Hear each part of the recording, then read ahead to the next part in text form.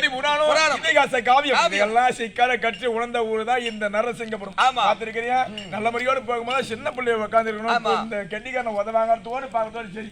அதுக்கப்புறம் பெரியவங்களை பார்க்க முடியாது. பத்தியா சுத்தி சுத்தி சுத்தி பார்த்தாலும் கணக்கிறக்காத பெரியவங்க தான் என்ன பேச வந்திருக்கிறாங்க, என்ன ஆட வந்திருக்கிறாங்க, என்னதான் சொல்ல வர்றாங்க. அப்பேற்பட்ட உலகம் இந்த நாடு இந்த கிராமம் கொஞ்சம் தம்பி ரந்தைகளும் கொஞ்சம் தம்பி ரந்தைகளும் கொஞ்சம் தம்பி ரந்தைகளும்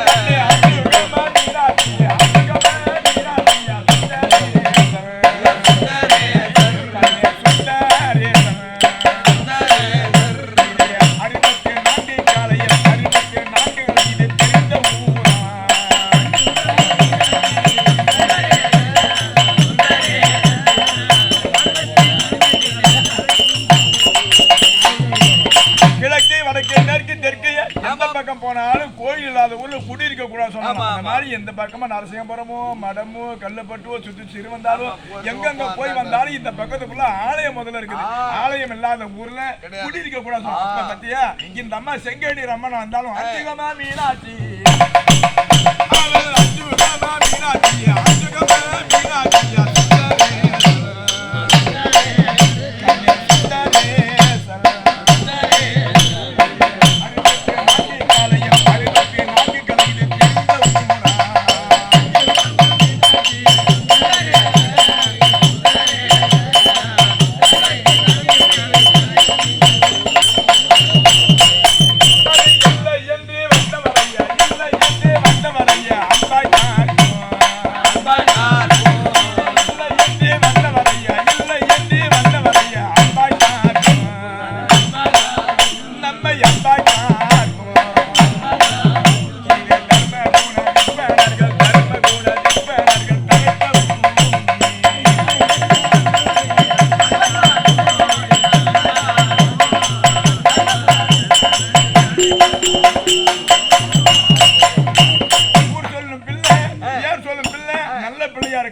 வரும்போது 5 வருஷமா இந்த சமா ஏற்பட்டு 5 வருஷமா நமக்கு நாடக தமிழ கொடுத்து பார்த்தா 5வது வருஷம் முதல் வருஷம் இடைப்பட இருக்கும் ஆயிட்டு.